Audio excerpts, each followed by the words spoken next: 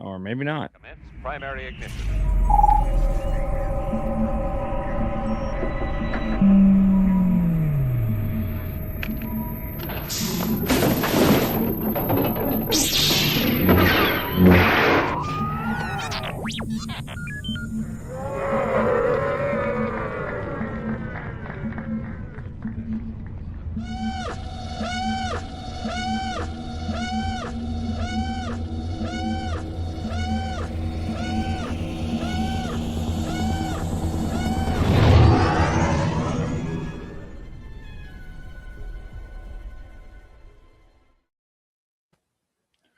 What is up? Welcome back to VCN Transmissions. My name is Colin, and we got, the one, the only, aka Steady Ted, all the way from Texas. What's up? How's it going, everybody? Exciting times we're in right now. Exciting times. There was a lot going on yesterday. Not only did we get the prices for Star Wars Celebration 2027 yesterday, but we also got the announcement of when tickets were going on sale, which they went on sale today at 9 a.m. Eastern Standard Time and 6 a.m. Pacific Time. There's some other Star Wars news out there. There was a new trailer, which, we will be breaking down the trailer in this. And then, we are going from there. But before we get started, thank you so much to everyone that is listening and watching. The Virtual Cantina Network is an absolute, an amazing network full of amazing people. We got some great content coming your way, especially with Mandalorian and Grogu coming out, and just a busy year. And also for Boonta Eve, there was the official lineup that was announced. And it is absolutely fantastic. So there is the for those that are watching, we have the entire lineup there for you. You've got Frank Trigg, you've got Stuart Ziff. There's a lot of people from Industrial Light and Magic and who have done stuff behind the scenes. You also have Tamara. She is amazing for numerous reasons, but one of my personal favorite projects that she worked on was Max Rebo in the Book of Boba Fett. She was a huge part of that, so I can't wait to actually meet her in person. But yeah, there you go. Super exciting stuff. Yes, absolutely, Bruce. There was a lot of Star Wars yesterday. But yeah, so let's dive into the news. Yesterday, we got the announcement of when tickets were going on sale for Star Wars Celebration, and they are going on sale on Wednesday, May 6th at 12 p.m. Pacific Time, 3 p.m. Eastern Standard Time. And then we also got the prices. So for the 4-day passes, it's $260, and then it jumps from $76 to $91 for single day passes. And then if you're very lucky and you do your timing right, you can get a VIP pass.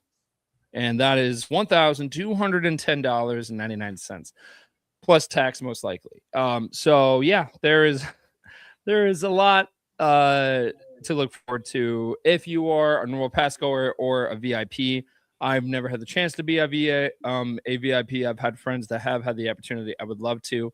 I know that price is expensive, but at the same time, just think of, all the great things that come out of it. But yeah, we're actually doing a huge breakdown of Maul Shadow Lord next week, Tuesday, with the Determined Focus podcast, Will and Grayson, and my best friends, Hunter Smoke, aka J Guy Hunter, and we'll also be doing a survival guide for Star Wars Celebration. This will be my 5th one. Hunter has been going. He's gone to a lot of them. I think he's definitely past 5. I can't even give you a number. I'm going to see him tomorrow, so I can ask him in person. But he's been to a lot. So we from with him and I like our combined experiences, we can definitely help those prepare for Star Wars Celebration. But yeah, and then we also had tickets announcement for the Mandalorian and Grogu, and with that announcement came a new trailer with footage that we haven't seen yet. There were some influencers that were invited and had the opportunity to actually go to a place where they actually filmed Mandalorian and Grogu and some other things from the shows, and they saw the props and everything, and we got some kind of more insight on different things coming out of the movie. Yeah, so that's absolutely amazing timing wise for all this happening in one day. Were you expecting that much Star Wars news yesterday, Ted? I I think we needed something, right? Star Wars definitely is sort of being lost in all the noise of like everything else. And so Mm, Star Wars needs to take its rightful place back at the top of the entertainment world. And so not only did we get a new trailer and they made all these other yeah. announcements, but they showed the first 15 to 20 minutes of the Mandalorian and Grogu to attendees Yes. at CinemaCon. And everything that I've heard so far from those in attendance, lucky enough to be in attendance, was just that it feels like a fantastic new Star Wars adventure. Every single year that they do CinemaCon, I'm always just like, I really want to go. So Ted, next year, you and me, man, we You and me, will Colin. you and me, we will live in a box for a year, and because all of our money will be going towards that, but it'll be worth it. It'll It'll be be worth it. absolutely worth it. Yeah. It's Um, always in a really weird spot because it's it's in like mid April, and summer con season is like right after that, and I know yeah. that's where your focus is and that's where my focus is. So it's like CinemaCon, why do you have to be right there when Right. we're revving up, we're gearing up for all of these trips and all of these conventions around the country? So it's Yeah. in a tough spot that it's right there. It's just Yeah. yeah, but it's all right. It's all right. We'll figure it Yeah. out. I mean, and for other Star Wars like of new content coming out this year too, it doesn't stop at the Mandalorian and Grogu, because Ahsoka season 2 potentially will be coming out this year. We like haven't had 100% confirmation on it, but it might. But not only that, we do know 2 games are coming out this year. So you've got Star Wars Zero Company and Star Wars Galactic Racer. My prediction is that Star Wars always has some type of presence at San Diego Comic-Con. My Mm. guess is that one of those games will be one of the big presents that they have over there. That's just a prediction of mine. And also San Diego Comic-Con, there's just going to be so much going on. Like so many different like huge franchise panels, probably from Marvel, well, 100% we know Marvel will be doing something Marvel will like that. be there for sure. Yeah. Yeah. So like Marvel and Warner Brothers, and then just because you've got stuff going on with the Hunt for Gollum for Lord of the Rings, you also have the new Harry Potter series coming out, and then you probably got some stuff going on with like Disney, and so there's going to be a lot happening at San Diego Comic Con this year too. But yeah, so there's a The lot to look forward to. the only downside with Star Wars, ever which has not had as big of a presence at San Diego Comic-Con since 2015. That was the last time they really pulled out all the stops. Is that D23 is like the next month. Mm-hmm. So they're not going to show their hand very much because I they know. have to give everything they got at their own event. So I know. I'm disappointed. D23 in August, Yeah. and it's Anaheim, right? Is that right? Uh, for its Star Celebration is going to be in Los Angeles. Oh no, yeah, but D23 is in Oh, August in yes. Yeah. Anaheim. Yes. And so, like, I would say they go all Ahsoka season 2 out at D23.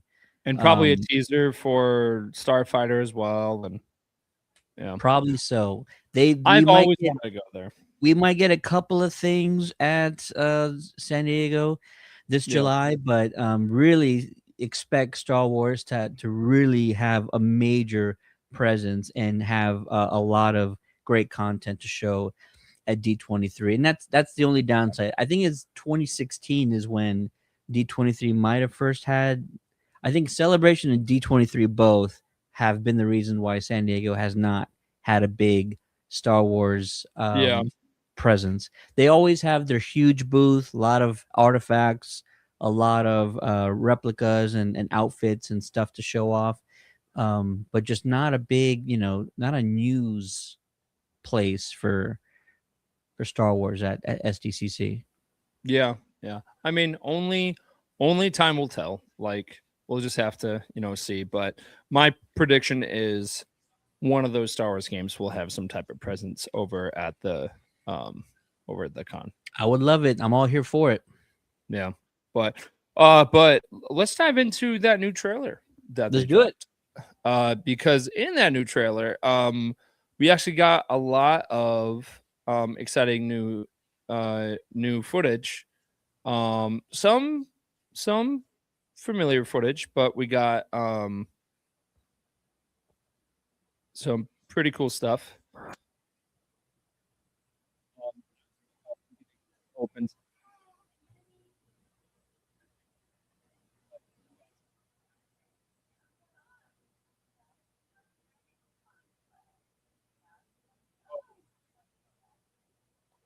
We know that Mando does not have his N1 starfighter anymore, but there's Right. been different toy stuff where like it's it's hinted that it still exists. So I'm curious what is going to happen with it because I love the Razor Crest and I'm glad that he has a new one, but I'm just curious of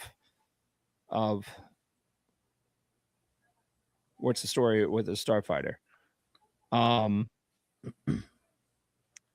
and then it's really interesting that for theming purposes,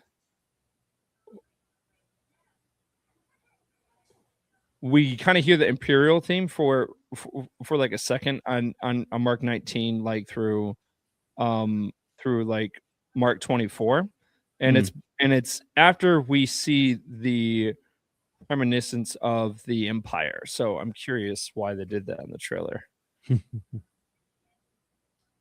Yeah. Um, Sigourney Weaver also has more involvement in this trailer too. We get this awesome shot of a bunch of X wings and U wings and Y wings and um Check out what I just sent you. It's probably one of my favorite parts of this new trailer. stand by.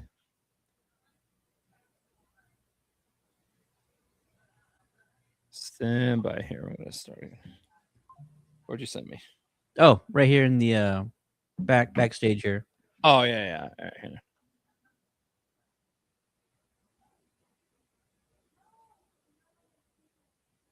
I'm not seeing anything.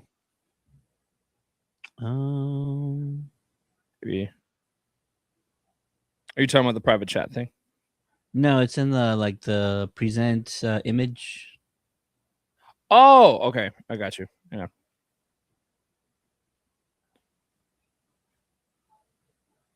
Oh, I'm not even guys. I'm not even sharing the trailer. That's so funny. I thought I was sharing it. Haha. I was wondering. I was like, oh, we'll just talk about it. We gotta share it. It's fine. Yeah. No. I meant to be sharing it. Yeah. So, um, it's so interesting that they're playing the Imperial theme beforehand, and then Sigourney Weaver has a larger presence in this trailer too. And then this is the shot I was talking about where it was like the X wings and all these other cool ships. I absolutely love how immaculate the X-wing look, like just down to the little details and how they Yeah. like aged it and everything. It looks fantastic. And then this is one of the best Sigourney's ever looked in any movie ever. Just her as a rebel pilot. Um, Yeah. it's amazing. Yeah. She's such an icon. And I remember when they first brought her on, everyone thought that she was going to be part of the Empire. So it's a nice change of pace that she is part of the rebellion. And we see Zeb in there, and we also see the Anzelians, which these Anzelians, dude, are definitely going to be stealing the show. Like, you just know it. And Sideshow has actually already made a couple of these guys in life-size form. So I might have to get one because they're pretty cool. I really just want a few of them that like talk and stuff, or like put like an AI thing in it so we can just like talk to it and it just like walks around the house, like just blurting out like F-bombs and stuff. Well, they're so of when they walk too, it's really like of them walking off the ship is funny. Yeah, of it looks like stop motion and everything. And then the Razor Crest takes off. Now that, so there's a shot in here. You want to show it? Yep. So, of the thing you were talking about, can you bring it up because I can't see of what thing you were talking about? Well, I was talking about this photo, but if you if you want to bring the trailer up. Wait, is this not the? Oh my goodness! I thought it was playing the trailer the entire time. I didn't. Oh my gosh, guys! You're good. So jeez. Okay. So yeah. So we have the Anzellans, and that shot definitely looks like stop motion. We know that Phil Tippett is involved, but this shot right here, right as they're going into hyperspace, I think this is Navarro, and if that ends up being Navarro, that is really cool. Kind of sad because Carl Weathers passed away, and I'm curious on how they are gonna talk about that and on how they're gonna handle that situation in the movie. Yeah, we left, him where, he was still very present in the story. So I'm curious of what they're going to end up doing with this character. But yep. So they go into hyperspace, screen goes black, and then they go to this huge city. And then we see AT-ATs, Mando driving an AT-RT from the Clone Wars.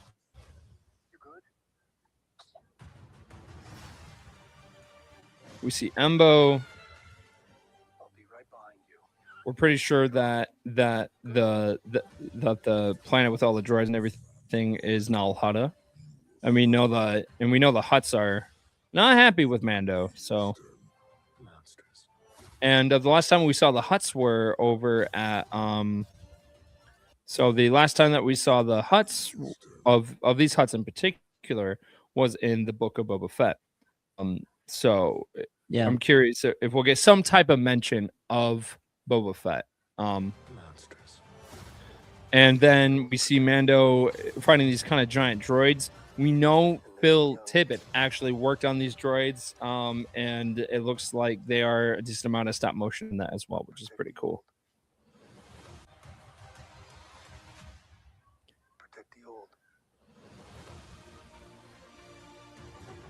And then we have the Razor Crest on the run, blasting some ships. Get a shot of Zeb. We have the Dejeric creatures. We still don't know who is playing the of the one creature in the rocking chair. We still don't know who that is or who's voicing him. And then we see Mando on a stap that we haven't seen in live action since the Phantom Menace, which is pretty cool. This is the way. And then we got a shot of Grogu in a tunnel. Yep. Are you scared? So yeah. You should be. So there was a decent amount revealed in this, which is pretty cool, but also like we still don't have a full grip of what the actual story is. I'm glad for those who had the opportunity to like see like the early footage of it. From Mumbo Jimbo, I was already looking forward to this movie, but after this trailer, I am really excited. Tickets are already bought. That's good. Um, I got my tickets this morning. My friend Hunter got them for some of the people in our group. So we're going on that Thursday night, and then I'm actually seeing it twice on that Thursday night, and then I'm trooping all weekend long. So it's definitely going to be a busy trooping weekend for that over the It theater. it's kind of confusing. I'm gonna be kind of I don't know how I'm gonna feel about Disney or Lucasfilm later coming out with like a fan event, and then that fan event will take place maybe like on a Wednesday or something. It just feels like you could be doing a little bit more, but What a kind of fan event are you talking about? for like the Mandalorian and Grogu, like there's always like an early day or Yeah, a certain specific like themed event for kind of the big Star Wars fans, whether it's just one single showing the day before or earlier that day. There's sort of like a separate yeah, event that always occurs. But maybe they'll release something later on, and if not, just everybody go on Thursday. Tickets acquired for myself already on that Thursday on the biggest screen in my hometown. So there you go. already doing that. But if something else comes out that's sort of like a little bit more enticing, then I'm gonna be like, wait a minute, come on now, why didn't you do this in the first place? Kind of a thing. Right. Yeah. Yeah. No, they're like, I always tell people May is the month of Star Wars. And that's not and for me, May has always been the busiest month of my life because, it's my twins and my birthday. It's my older brother's birthday. It's my parents' anniversary. It's Star Wars Day.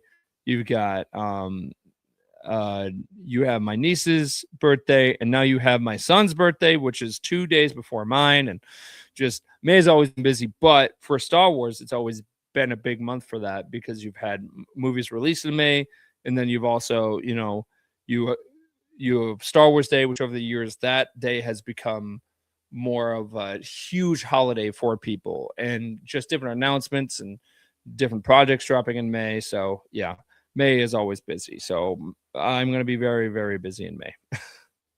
I'm not going to have time for anything. But Yeah, that's just what happens.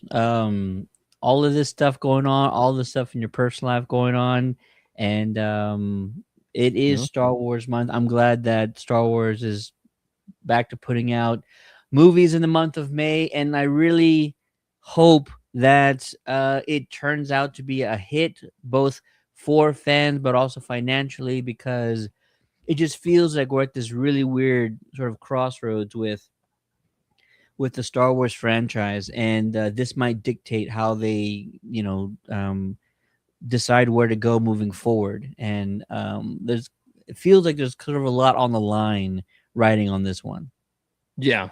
Yeah. It's really interesting. I mean, I definitely got goosebumps of watching that trailer for the first time, just because having Star Wars back in the theater is so cool. But also, I am a big fan of the Mandalorian. I loved, all of the seasons. I know the third one was kind of controversial of how people felt about it, but um, I've I've loved that journey. I loved Book of Boba Fett, and just of what John Favreau and Dave Filoni have done with these characters and this story is absolutely incredible. And then also, John Favreau did actually talk about how, in a way, this does kind of lean into Ahsoka season 2. So, which is pretty cool. And we know they're gearing up for it. We know they filmed it. We know it's there. It's just they're being very mysterious on the release date of it. My guess is probably December would make the most sense for them to drop that show, just so we have something in that December timeframe. And then my other prediction is on May 4th, we would probably get some type of trailer for that. For Ahsoka, just to hype it up, like some type of teaser to hype it up, and then save all the big stuff for D23 and like all that stuff. I could also see a thing where it's probably gonna be what 6 to 8 episodes probably of Ahsoka season 2. We know it's a costly series, Probably so 8 episodes. Yeah. probably 8 episodes. I could also see a thing where they start sort of the middle of March or early March, and the finale occurs around Star Oh, Wars Day 2027. I feel like that could be a thing, and then maybe you put that finale in theaters, or maybe you put the premiere in theaters. Either way, I really thought studios were going to really start taking advantage of these theatrical like premieres for really popular series. Netflix did that with Stranger Things. um a lot of shows have had just like a premiere. For example, Alien Earth theatrical yeah. premiere, amazing. And I mean, that was just a Hulu, Disney Plus for sure, but that was just like a Hulu thing. And Alien Earth is nowhere on the scale that Manuel and Grogu is. So yeah, put a premiere in theaters, put a finale in theaters for Ahsoka. Do something. Like, we want the best experience possible. Fans are going to be willing to show up if you do that. So they actually did have the 5th episode of Ahsoka in theaters. That's right. They That's right. I I did see it in the theater. It was super cool. Just because of all the Clone Wars stuff, and oh dude, it was awesome. It was absolutely gorgeous. And I feel like they were just testing it, right? Because it was still very limited. Like, it wasn't as big of a theatrical release as it right, should have been. right. Yeah. I think they should have treated it like how they did with Stranger Things. They like not hating on Stranger Things or anything. But I think that Star Wars is at that point where, like, if they put it into the theater, people will go. But also, I think it was a free thing. I think people just were of they had it and you just had to apply for it. You're probably right. I Yeah, can't tell you because there was not a theater within yeah. 200 miles that was showing it for me. So I'll take your word for it. The one they had closest to me was in Chicago. So, Mm. no. I don't remember exactly. It feels like it was like only the top, 6 or 8 cities or markets in the Yeah. US. I don't remember it being that big of a deal, or just that big of a release across. Can we also Mhm. talk about the tone of this trailer? Because they're really hitting on the fact that we're not going to see Mando for very much longer, and it could even Ooh, be, I don't know about that. they're really hitting on that. And it's probably just going to be one of those things where, and I'm not trying to minimize the act or anything, but where, Yeah. like, Grogu has those magical healing powers that only a few Jedi possess, Yeah. where he's gonna have to save Mando at a certain point in this film. But they really are trying to kind of tease us with the fact that Mando might not be around much longer. But also, how do you blame them? Pedro Pascal is one of the busiest guys in Hollywood right now, Yeah. and I don't see that changing anytime soon.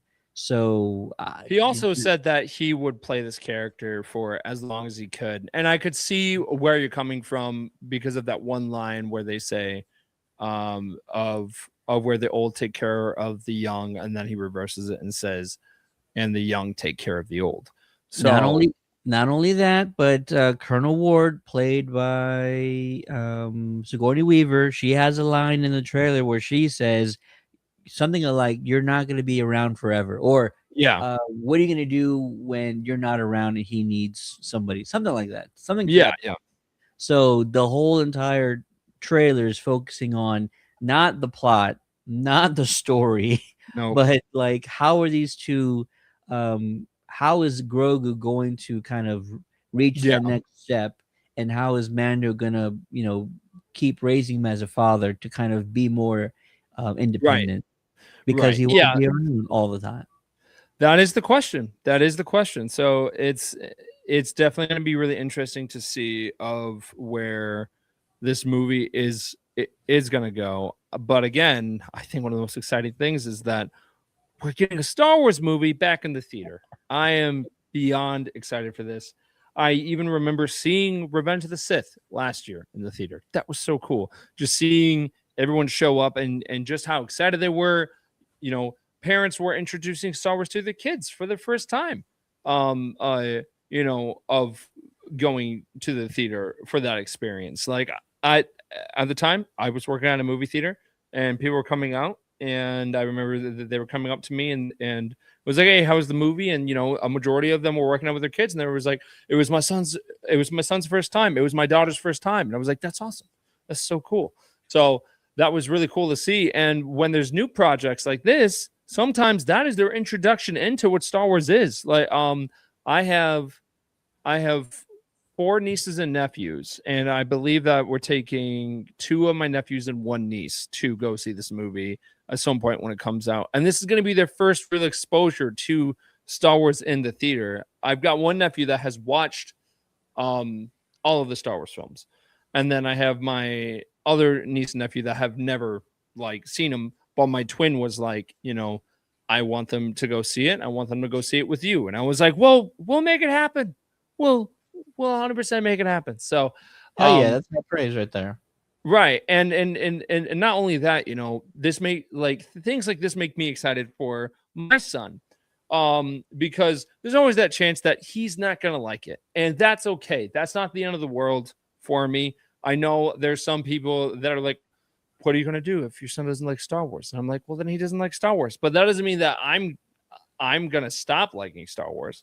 Like it's just the way it really is. But he needs to also understand that he is named after a Jedi Master. So there's no chance in the world that he wouldn't be a fan of Star Wars. I think he's just gonna grow up in a household where like Star Wars is the only thing he knows.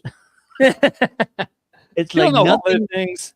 He might. They know other things might exist, but he's gonna know like, oh, Star Wars is literally the greatest thing on the planet in the history of man, and he's got a room, behind you that looks like the Death Star. So it's like, no, Star Wars rules everything. There's nothing that exists that is good that hasn't been inspired or come from Star Wars.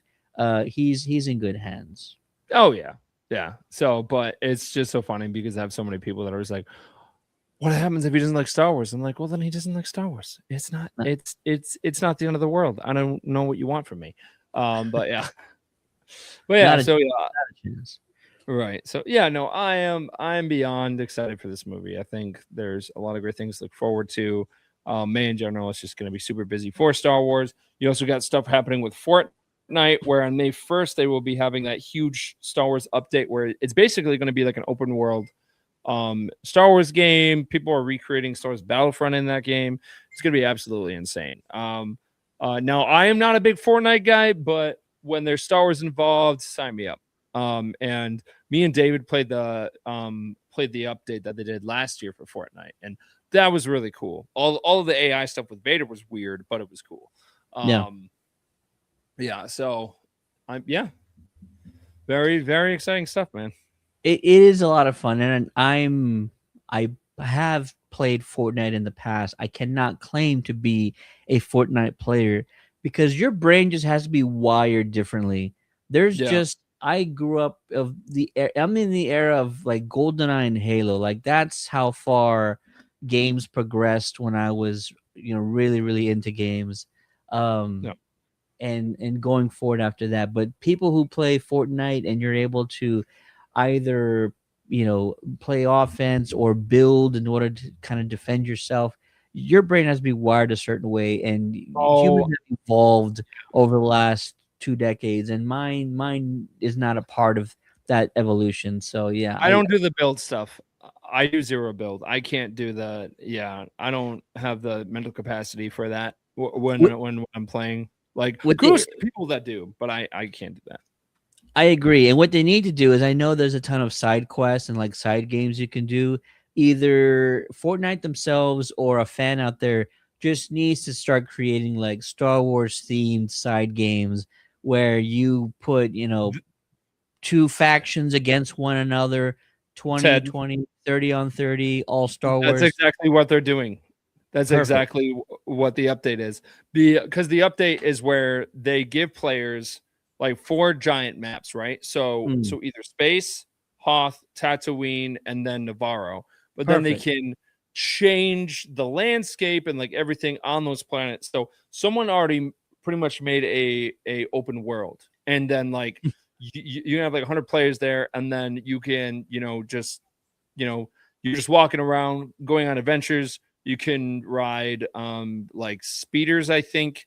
You can fly ships, and then it's this isn't temporary. They're keeping this in the game forever. This will be a permanent addition part of the game. And then some people are like recreating Star Wars Battlefront where you can have command posts in there where you can capture it and stuff like that. So it's going to be absolutely insane of when May 1st comes around, because it basically is going to be a huge Star Wars game inside of another game. And it's not like you have to purchase Fortnite. Like, Mm, all of this stuff in Fortnite is yeah. like for like different skins and everything. If you want skins, like you do have to buy those. But Yep. Yep. Yep. um, you know, something that I'm really, really loving games is customizing characters. And last year, and I hope that they put it back on sale for people that are interested. But they actually had a custom Mandalorian skin. So basically, you like bought the package, and then you could just customize your own Mandalorian to like any color and like any format that you wanted, and it was super cool and super detailed. So, yeah, Bunch of I am looking forward. comments. Bunch of comments Oh, coming in right now. hang on, hang on. Oh wow, yep, I see him. Let's see. Hello there. My first Star Wars experience was Return of the Jedi when I wasn't even in school. They they want to let me in the 8 p.m. show, but my mom took my hand and pulled me in. Yes. Um, Wait, why wouldn't they let you into the 8 p.m. show? I'm curious about that. It's not like I it's a mean, rated R movie. right, but some theaters do have like they do have like a minor policy. Um, so that But might be it. was this when Return first came out? That's what Yeah, I'm curious about. I have Let no us idea let us know that about the answer. You were yeah. 4 or 5 years old, and they wouldn't let you in, even though you're with a parent. That's how it was back then, or just that theater had a policy? That's so crazy. Yeah. She said that she was 4.5 years old. 4 or 5 years old, yeah. Oh, Germany. Oh, Germany. Okay. Say no more. Actually, we aren't Europe. Well, today European theaters, they're very lenient, right, on like content. Like I think rated R films in the US where like the age is like 17ish. What's it called? Theirs is more lenient. It's like 13 or 15 where they kind of consider that. Uh-oh, what happened? Nothing. I'm just Oh, seeing I'm just seeing my friend Noah say things on the live stream, and then I just saw him say something on YouTube. He said, "Did you kick me on IG for asking your nose about your nose hair shavings?" Dude, I didn't even know you were on the live stream for Instagram. I'm just checking it now. I'm just seeing your comments. That's funny. Can I get your nostril shavings? Wow, that's funny. wow. Sup, Noah? But yeah. Oh, also shout out to Noah. It's his birthday. Happy birthday. Happy birthday, Noah. You crazy hooligan, you. Um, but yeah. So seeing seeing Star Wars as a kid is super super.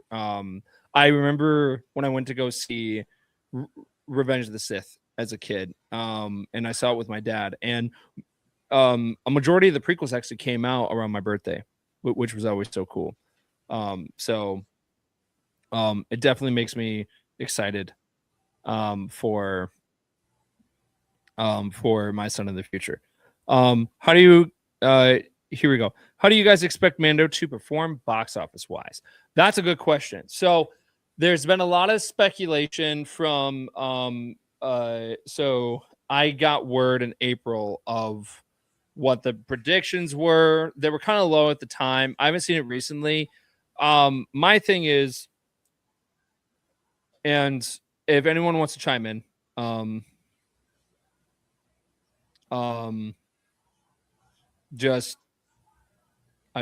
I forgot what I said because Noah is If anyone was no, it's Noah, distracting. Noah, stop it. Noah's distracting Colin. Noah, give him a second. Give him a second.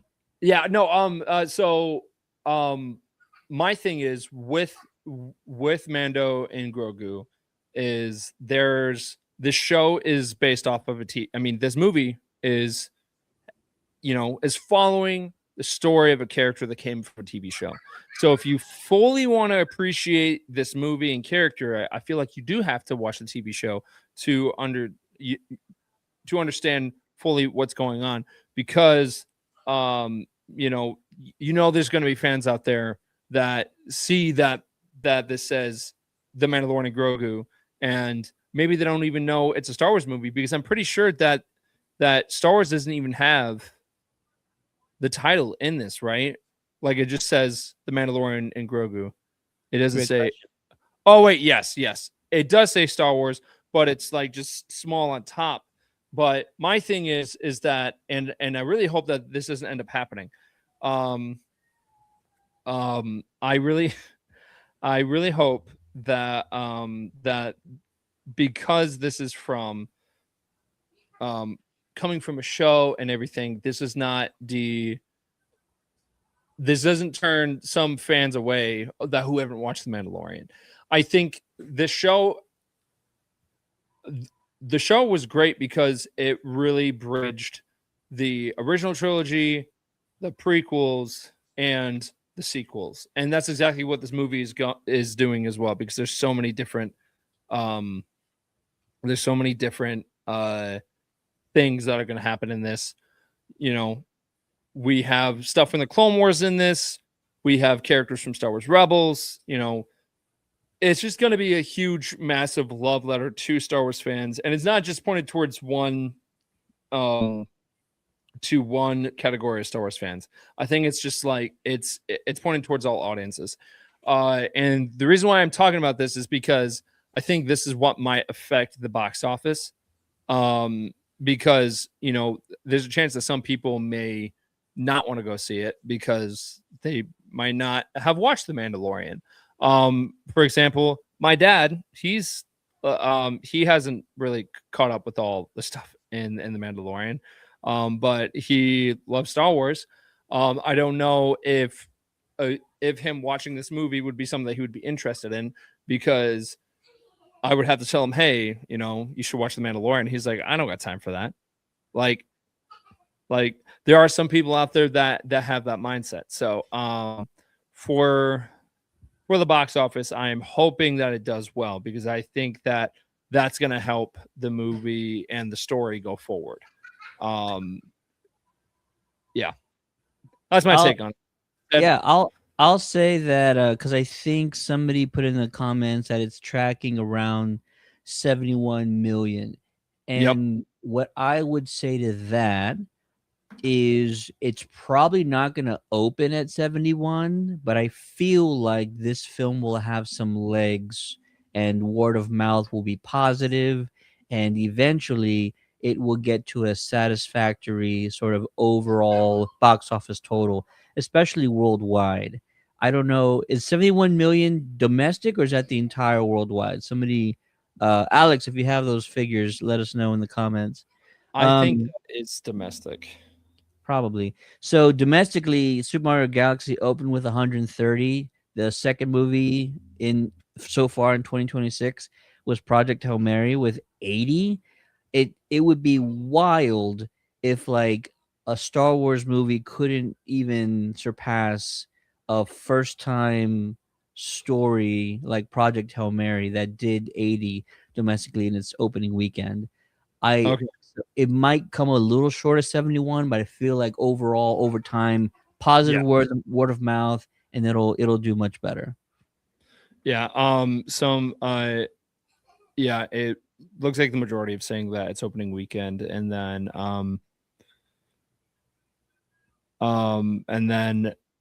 my friend Noah said, unless it bombs, I don't see why it wouldn't hit 450. Yeah, I mean, I think it really just depends on you know, on what the fans' mindset is going into this. I would love to hear for everyone that's here live and listening. You know, do you think for like the normal moviegoer that hasn't seen, you know, all of the shows and everything, do you think that's gonna hurt their chances of wanting to see this movie? Or do you think that they're like, oh, it's a Star Wars movie, I'll just go and see it? I would love to hear your guys' thoughts on that. Just because of we just talked about my mindset on it is that I don't know what to expect from, you know, of the of you know, all the different types of fans going into this. We have someone that says that they were disappointed in Kenobi, Ahsoka, and Acolyte, and Mando season 3. Skeleton Crew was cool for kids. Fall of Skywalker, Rise of Skywalker, I walked out of the cinema after half an hour. I mean, not every Star Wars project is gonna hit the mark. But at the end of the day, we feel your pain. Like, I don't blame anyone that might have walked out during Rise of Skywalker. That was like a last ditch effort to try yeah, and make some something coherent out of the story. It's really just when you have too many cooks in the kitchen, and the first initiative should have been make a coherent trilogy. And when you didn't even focus on that, they had no chance of succeeding where they wanted to. So I do not blame anybody on that. Ahsoka's been pretty fantastic. Ahsoka season 1 was some of the oh yeah, best Star Wars we've gotten, story wise, action wise. So many stars, so many interesting questions that they're setting up. So I'm really stoked for season 2. And what else? um, We probably can't get into either Acolyte or Kenobi, but like, there's some good moments in both of those shows. Acolyte is just one of those things where, like, listen, I know what the director was trying to do, but it's really hard to tell a story to a franchise that is not used to seeing a story told that way. They were trying to be very subvert our expectations a certain way, in a certain style, by telling the story in a certain style. And if you weren't picking up on that, if you weren't trying to figure out that they're really trying to like unravel our preconceived wiring for like that kind of a thing, then like, yeah, it's we're not built that way. Stories, entertainment has been told a very specific way for a very long time. And when you get somebody that goes against that, it's really hard to get folks excited for it. Christopher Nolan is a great example of, like, he's going to tell a story in a way you've never seen before, and it yeah, doesn't always work for everyone across the board. And so if you right, meet somebody who's like, I don't like that Chris Nolan movie, or it didn't make any sense to me, this one, didn't make any yeah, sense. That happens to a lot of people because he's yeah, trying to do something completely off the board and off script, and it doesn't work. And those are stories that we are not privy to. Those aren't even franchises. Those are just one-off things. When you're trying to do that into a Star Wars story, it's really hard to get people on board. You cannot be that experimental, I think, with a franchise that people are this familiar with. It's really hard to overcome that sort of oh, preconceived notion. So no. Alex saying Acolyte had awful writing. I'm letting you know that it's not the writing that was awful. It was the way they wanted to present it that we cannot absorb it that way. I know it doesn't make a lot of sense, but we don't have that kind of time right now. Just So we'll well, go with that. okay, so here is my mindset on all of these different Star Wars projects, and you know, I'll get some feedback. Should be interesting. But of the different Star Wars projects that have come out, right? I'm not a fan. Like Rise of Skywalker and Last Jedi. Were Liz my favorite fan? I mean, Were those my favorite movies? No. But there's a lot of elements that came out of those movies that I really liked. Like I loved the Battle of Crate in The Last Jedi. Mm. That was really cool. Um uh in uh in Acolyte, all of the big lightsaber fight stuff. That was really cool, even though the lightsabers were like super like they were taken out of Galaxy's Edge. Yeah. But yeah, so it's just um uh And like Lee Jung Jae as a Jedi, solid. yeah. Matt fan of that guy. He's Yeah. fantastic as Soul. Alexander said that the Acolyte had in his opinion, he said Acolyte had bad writing. Character motivations changed every 5 seconds. In his opinion, he's saying that's bad writing. I totally get it. Mysteries were being like revealed every 5 seconds. That was one of those things where it's like kind of too many mysteries being too many layers of the onion were being pulled back too quickly. I think there was a lot there was a lot going on with Acolyte, and I think that we're really banking on a season 2. And when they even showed Plagueis for that split second, I think that was like I think that was a Hail Mary pass, because I was just like, showing a character like that for like a split second and then them being like, we're not continuing with the series, was a real disappointment, because that is a story that so many people really wanted to see on screen with like young Palpatine and stuff like that. And I know Noah's favorite show is Acolyte, so he loves that show with a passion. I'm just waiting for his response from that comment, because his favorite show is Acolyte. But yeah, so was that Noah? Yeah. I'm just It- to see what his response is. The highs were high. Manny Jacinto as the villain is Yeah. like he was so interesting throughout. And he was probably one of the best things that actually like really like of that character just was awesome. I really, really enjoyed that character. And even if they just did a spinoff of that character alone, of where they talked about like of where maybe that was going to be the true origin of the Knights of Ren, that would have been really, really cool. And then that would have tied in the sequels more and stuff like that. And all of the lightsaber fights. Honestly, I think so. Everything that happened with Kelnaka, of where where he got possessed and then he was fighting the Jedi, that was really cool. Yeah. all we're saying is that Ted and I are just seeing the comments, right? Yeah. Not all these series have been out of the park home run, and clearly people feel differently about different things. Like I said, season 1 of Ahsoka was kind of near perfect. It raised a lot of fascinating questions, and it's expanding on not only the Jedi lore, but also just the Star Wars universe. And that's kind of what you want, is to expand things.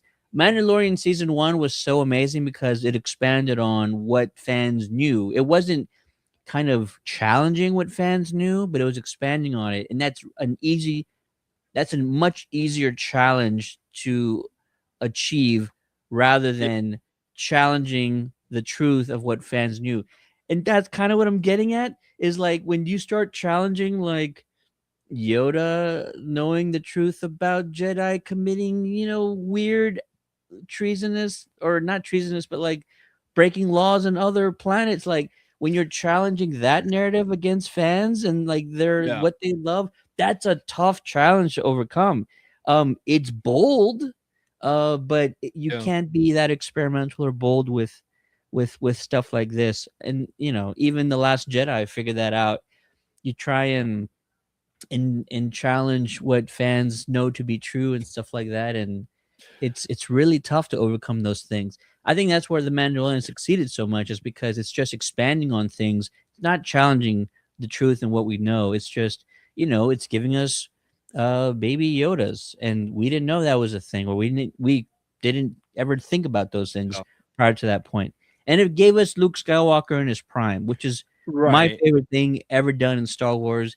Is showing us post Return of the Jedi Luke Yeah. in glorious fashion, and I will always be a fan of Dave and Yes. everyone a part of this project because of that. So my thing with the sequels as well, and by the way, for for everyone in the comment section, you guys opened this can of worms. You guys mentioned Last Jedi and Acolyte. Me and Ted didn't mention that at all, so this is all on you. But my thing is, you know, with the sequels, you had a lot of different people dealing, that were handling these movies when it should have been one person, in my opinion, from the beginning, you know, handling the story as like one sole story. Because when you have a bunch of different creatives doing, you know, trying to tell this overall one big story, everyone's gonna, you know, have their own thing and do their own thing. And we definitely saw that in The Last Jedi. And then we jumped to Rise of Skywalker with Colin Trevorrow, who, you know, was supposed to be doing Duel of Fates, but then things happened behind the scenes. And then it went back to JJ Abrams, which JJ Abrams was not expecting to come back. And they had to change that entire story. I don't know if you read the script for Duel of Fates, but go check it out because that script was really, really good. And that felt like a Return of the King ending for Star Wars. It looked really cool. So, but overall, I think that when you're dealing with legacy characters, there is a fine blueprint that George Lucas kind of put in motion with these characters. But you know, when you sell a company, and you don't have those full rights to those characters anymore, people can, you know, do a lot of different things with you know, with these characters and stuff. And you know, even Mark Hamill said in The Last Jedi that he did not agree with what Ryan Johnson doing with this character, but he did state that that, you know, they only run the character to him. So he played the part the best he could. But again, I don't hate those movies. I think they're not my favorite, but I don't hate them. And I think there's different elements of them that I do enjoy. Um, but the thing for me too is that what made everything great with Luke Skywalker and the Mandalorian and the Book of Boba Fett, I think what was great about his appearance in that is that Dave Filoni worked directly with George Lucas. And he really had an insight of George Lucas's thought process on what the Force was, on how a majority of these characters, you know, of who they were and what they were doing. And to me, he absolutely crushed it. He absolutely crushed of what Luke Skywalker was doing during this time. So if we do have some legacy characters even make any cameos in Mandalorian and Grogu, that's going to be really cool. I think that'd be really cool. I think like a split second cameo from like, you know, from like Luke or um like Luke Han or Yeah. Leia Orlando, and you know, of course, they would have to make it work. But someone said, "What about Spaceballs 2?" That is what gets me excited. Hey, listen, I am actually very excited for Spaceballs 2, because they have a majority of the. Actually, I believe they have the entire legacy cast like coming back, for, you know, those who are still with us, and because, you know, John Candy passed away. So but I believe Josh Gad is playing his son. He's playing he is playing Barb's son. But yeah, so I'm excited for that. But yeah. Yeah, that would be Spaceballs 2. I never thought this day would come. I put a post out earlier that like this was a thing that was never gonna happen. And I'm so surprised that it is. And so yeah, I'm just excited, if for nothing else, to see Rick Moranis on the big screen again. It's been too long. He is one of the greatest comedic minds of the last, well, from the 80s and 90s, really. And if you don't know that, you need to go down the rabbit hole on Rick Moranis and see like all that he's done. He was a part of, I think, Second City, and Yeah. he's just comedic genius. And so there's all kinds of stuff out there that you can go and check out Rick Moranis doing. And we do not cherish him enough as an entertainer that we should. So I'm glad that we're getting to see him in this franchise in this role again. He like retired like what, like 9 years ago or something like that? Of like Longer his than last that. project. Oh, Lo- okay. I feel like his lo- last appearance was like 9 years ago. it was longer than that, and he did it for good reasons. He had, I believe, he lost his spouse, and he wanted to raise his kids and really be there for him. But they've been grown for quite some time, and I think he's been doing work behind the scenes for quite a while. So it's not that he's been like completely 100% retired, but the Yeah. fact that he's going into this role again, I believe it's Lord Helmet is the official name for this character, if I'm not mistaken. So yeah, Lord it's Helmet. Yeah. I'm excited. I'm stoked. I saw Spaceballs on the big screen like 3 years ago. They had a like a re-release, and it was epic seeing it, and I never thought this would happen again. Lots of questions in the chat.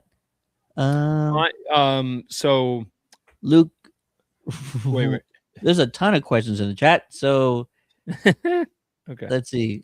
Do you think Filoni is a good writer? Do you agree with me? I think Filoni has Yeah. done some really good things, really good things. Yeah. No, I mean, um yeah. I know there's some people that that kind of sleep on the Clone Wars, which I think you guys should be watching the Clone Wars if you fully want to appreciate the sequels even more. Just because of that gave Anakin like just more. It just gave him more character, and I already loved Anakin even before I saw the Clone Wars, but just watching the Clone Wars even more was just like wow, like of watching the Clone Wars and then going into Revenge of the Sith is definitely more of um a emotional journey yeah, for like numerous reasons because you watch the Clone Wars and you just see all the clones just being there for the Jedi, and then Order 66 happens, spoiler alert, and it's just like shoot, man. And we learned in the Clone Wars that Anakin had an apprentice, Ahsoka, and then we see her journey in the Clone Wars, and later on in Rebels and live action. So it's just because something is animated doesn't mean that it ultimately is going to be a kids show. Star Wars at the end of the day was always meant for kids, and George Lucas, was always saying that, and then through the years it's definitely adapted. Like Andor is definitely not for kids. Um, but yeah, so it's yeah. And then Filoni Filoni wrote Clone Wars, like you said. He wrote Rebels. He also wrote Tales of the Jedi, back from 2022, and like though that was epic. The duality of both Ahsoka Tano's sort of backstory, um, against oh my god, I forget his name. But just those episodes, those 6 episodes of Tales of the Jedi, absolutely loved them. And so yeah, Filoni's got fantastic writing style, and he knows how to stay true to Star Wars. If you don't like it when people are kind of being too flexible with the lore and stuff, then Filoni's the guy that's not gonna ever do that. He's kind of gonna stay within the lines when he colors, and you well, gotta the at thing least with the appreciate Clone that. Wars too, right? But the thing with the Clone Wars, George Lucas had huge involvement with Mm. that show. That like of he brought Dave Filoni on, and then they worked very close together with the idea of where these characters were, of what the mindset was during the Clone Wars of what they were doing, and yeah, so it's very interesting to see where these characters from the Clone Wars, like Ahsoka and Rex and everyone, of where they've ended up in, and I'm hoping that we get, live action Rex here soon, because I think that's everything that the fans would be super excited about. And we technically did get live action Rex during the World Between Worlds stuff that we saw in Ahsoka. That was Yeah. cool, but I think we'd like want to see his helmet off. We like want to see him interacting and all that stuff. So hopefully we get that soon. But yeah, so I'm altogether excited to see where we're going. Um uh Mumbo says the Clone Wars show saved Revenge of the Sith for me. I I feel like the prequels aged extremely well, and I wasn't listen. I was at the right age when the prequels came out. I was actually like Colin working in the theater business when Phantom Menace released, and so I was there for the hype. That was my first theatrical experience of Star Wars when Phantom came out, and I was seeing like what Star Wars was doing to our society and how massive it was. Though that was sort of the best of times was that kind of time frame. But since episode 3, and I've always appreciated, I think, the prequel trilogy a little bit more than everybody else because it was such a coherent story. Like when you watch and you focus on Palpatine over those 3 films, you have to give it to the guy. He was weaving a sinister web, and he was manipulating everyone, and almost played it to a T. So like that's that's the master tactician that he is, and so you got to give it to the guy, and that's why I think it's aged really well. Is because you got a chance to see a coherent trilogy, whereas the sequel trilogy was not so cohesive. And then even the original trilogy, let's be honest, it wasn't a full-fledged planned trilogy, and a lot of major decisions happened along the way that still made sense. Not saying it yeah. didn't. Um, but the prequel trilogy was a solid thought from start to finish, and it was executed well and ahead of its time, and it's aged so well. And yes, the I lost the comment now. Yes, the Clone Wars going back to Revenge and like interweaving scenes into episode 3 was like chef's kiss. It was like so beautiful and so perfect. And it made me love it even more than I already did. So yeah. Yeah. So yeah, no, I'm definitely excited to see this movie just because it branches all of the different trilogies in a way. Because at the end of the day, this is all leading up to Force Awakens because it's Right. between the gap of Return of the Jedi and Force Awakens. But yeah, so I am yeah, I don't that I don't is coming out soon. I know we're in that time frame, but I feel, and I'm going to say I'm alone in this one. I don't need anybody to agree with me here. I don't think they really want to reference the sequel trilogy at all. I don't think we'll kind of get glimpses of that. I don't think we'll get references. I don't think they'll do anything that leads up to the sequel trilogy. I I think think they you're wrong. I if it happens, it happens, but I just Yeah. feel like they really want to do their own thing. They don't want to box themselves in because in order to try and explain the sequel trilogy, you have to explain how after destroying the second Death Star in return, how did this new faction of the Empire grow to even like more masses than before? You know what I mean? Well, It's too much to do. okay, It's too much so to mm, focus on. so okay, here's the thing.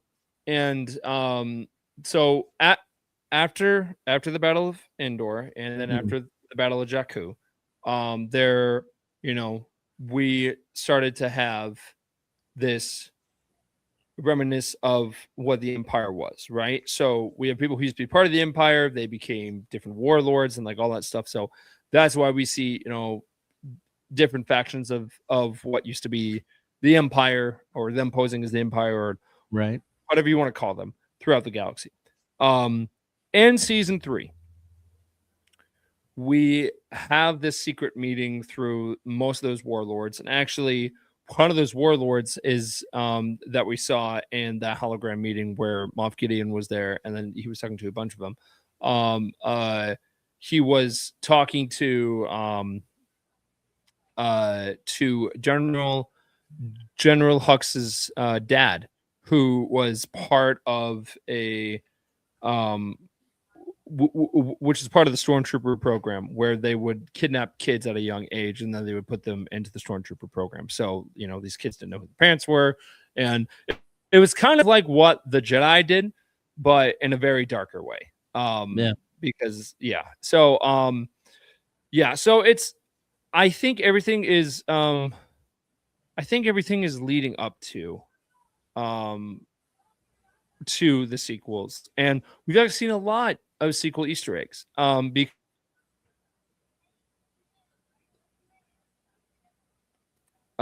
We got the reference to Snoke being cloned in a tube. We even saw the Praetorian Guards in season 3. So everything is leading up to the sequels. We know that it's leading up to it, and even Jon Favreau said that what they wanted to do with the show in a way is to kind of lean into the sequels eventually. And I think what the show could possibly do is do what the Clone Wars did for the prequels, which is have that huge gap from the clones, have the huge gap from Attack of the Clones all the way to Revenge of the Sith, where like you just have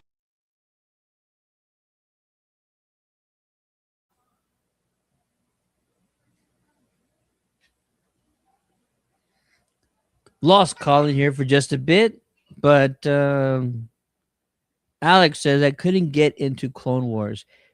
I think here's the thing because I think I felt that way because Clone Wars in the first 2 seasons was sort of like a flavor of the week, where like the stories were not interwoven together. There was no connective tissue week to week.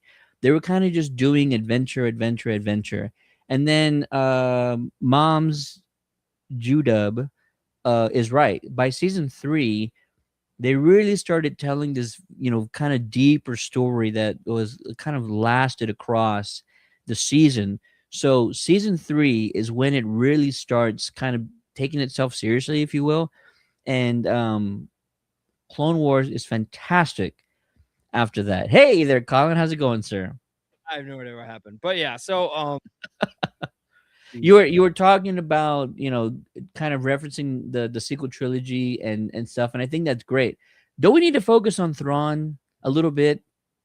No. Well, John. So we need to wrap up here soon, but Jon Favreau said that there's going to be hints of here and there of what the of Ahsoka season 2, and this will kind of be leading into it. We know Thrawn is back in the galaxy at this point, so He sure I really is. think so I really think Thrawn will make some type of cameo. I would be shocked if he didn't. But yeah, Post credit scene leading I could up see that. to Yeah, Ahsoka 2, or yeah.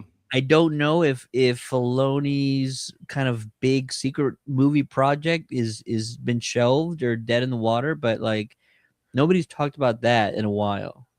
Well, so something I could see them doing with this movie is we get to the end credits, and either they do have end credit scene with Thrawn, or they just show the teaser for Ahsoka season 2. Kind of like what they did at the end of Spider-Man No Way Home, where they showed that scene with Scarlet Witch talking to Doctor Strange, and then that lead into the teaser of when that movie was coming out and all that stuff. Yeah.